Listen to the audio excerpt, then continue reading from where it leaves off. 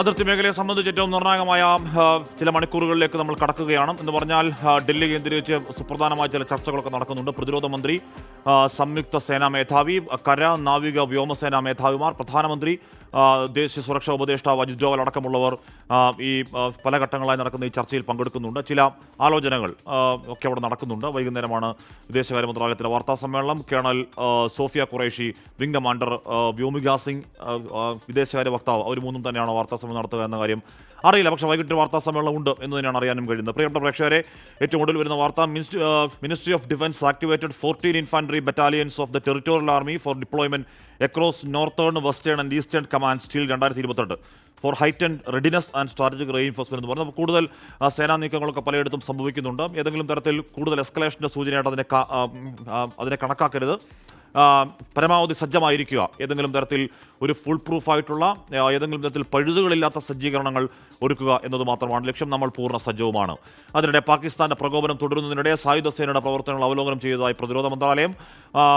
അല്പസമയത്തിനും പ്രതിരോധ മന്ത്രി പ്രധാനമന്ത്രിയുമായി കൂടിക്കാഴ്ച നടത്താൻ പോകുന്നു. കേന്ദ്ര ആഭ്യന്തരമന്ത്രി അമിത്ഷാ വിളിച്ച ഉന്നതതല യോഗം ഇപ്പോൾ പുരോഗമിക്കുകയുമാണ്. നേരത്തെ അതിർത്തിയിൽ ഇപ്പോഴും പാക് സേനയുടെ പ്രകോപനം തുടരുകയാണ്. രൂക്ഷമായ ഷെല്ലാക്രമണമുണ്ടായ ഉറിയിൽ ജമ്മു കാശ്മീർ ലഫ്റ്റനന്റ് ഗവർണർ മനോജ് സിൻഹ സന്ദർശനവും നടത്തി.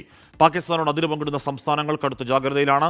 സംഘർഷത്തിൽ പാകിസ്ഥാൻ ദേശീയ അസംബ്ലിയിൽ പ്രധാനമന്ത്രി ഷഹബാസ് ഷെരീഫിന് നേരെ വലിയ വിമർശനം ഉയരുകയും ചെയ്തു. ശ്രീനാഥ് ചന്ദ്രൻ, ബൽറാം നെടുങ്ങാടി, വിനീത വിജി, ബി ദിലീപ് കുമാർ എന്നിവർ തുടരുന്നുണ്ട്.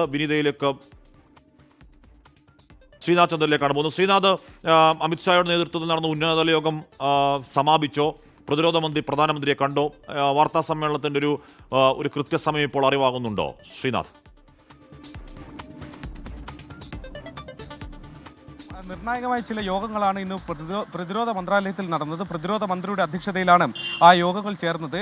CDS ഉണ്ടായിരുന്നു, നമ്മുടെ സംയുക്ത സേനാ മേധാവി അവിടെ ഉണ്ടായിരുന്നു. ഒപ്പം തന്നെ വിവിധ സേനകൾ, വ്യോമസേന, നാവികസേന, ആർമി, കരസേന എന്നിവയുടെ മേധാവിമാരും ആ യോഗത്തിലുണ്ടായിരുന്നു. അതിൽ എടുത്ത നിർണായകമായ ഒരു തീരുമാനം 2028 വരെ വടക്കൻ, പടിഞ്ഞാറൻ, കിഴക്കൻ കമാൻഡുകൾ ഉടനീളം വിന്യസിക്കുന്നതിനായി ടെറിട്ടോറിയൽ ആർമിയുടെ 14 ഇൻഫൻട്രി ബറ്റാലിയനുകളെ സജീവമായി തന്നെ പ്രതിരോധ മന്ത്രാലയം സജീവമാക്കി നിർത്തുകയാണ്. അവരെ ഈ രംഗത്തേക്ക്, ഈ കമാൻഡുകളിലേക്ക് അവരെ വിന്യസിക്കാൻ പോകുന്നു. അതിനുള്ള അനുമതി ഈ ആർമി ചീഫിന് നൽകിയിട്ടുണ്ട്.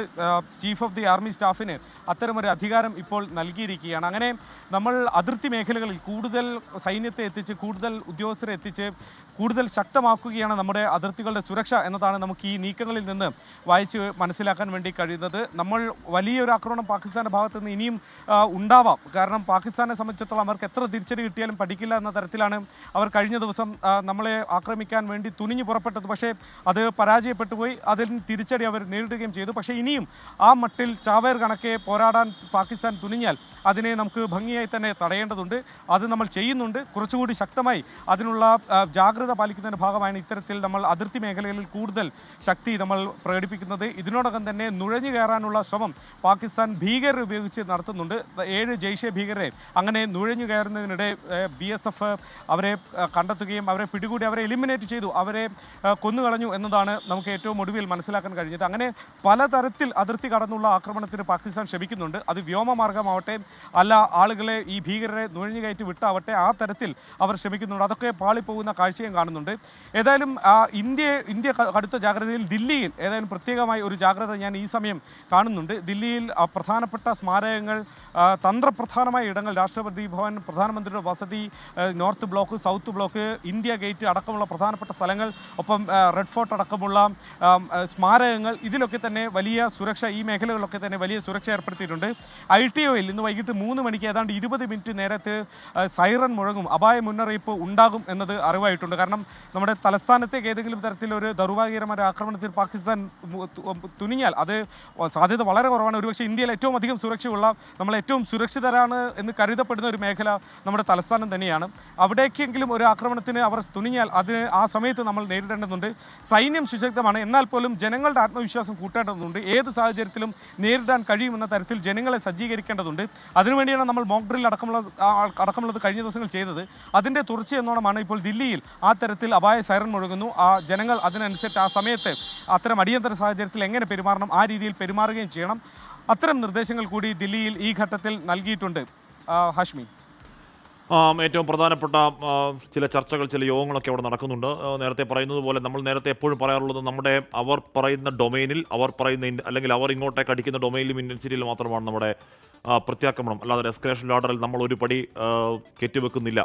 ഏതെങ്കിലും തരത്തിൽ എസ്കലേഷൻ കൂട്ടാനോ ഏതെങ്കിലും യുദ്ധ സാഹചര്യം ഉണ്ടാക്കാനോ നമുക്ക് താല്പര്യമില്ല. നമ്മൾക്ക് ആഗ്രഹം സമാധാനം മാത്രമാണ്. നമ്മൾ ആവർത്തിക്കുമ്പോൾ തന്നെ പിന്നെയും ഇത് ആവർത്തിക്കുന്ന പശ്ചാത്തലത്തിൽ ഷെല്ലാക്രമണത്തിൽ നമ്മുടെ നിരപരാധികളെ പിന്നെയും ഇക്കൂട്ടർ കൊന്നൊടുക്കുന്ന സാഹചര്യത്തിൽ നമുക്ക് അതിനപ്പുറം എന്തെങ്കിലുമൊക്കെ ചെയ്യാനുണ്ടോ എന്ന ചില ആലോചനകൾ കൂടി നടക്കുന്നുണ്ട് എന്ന് വേണം മനസ്സിലാക്കാൻ. എന്തായാലും വൈകുന്നേരത്തെ വാർത്താ സമ്മേളനത്തിൽ ചില കടുത്ത പ്രതികരണങ്ങൾ നമ്മൾ പ്രതീക്ഷിക്കുന്നുണ്ട്.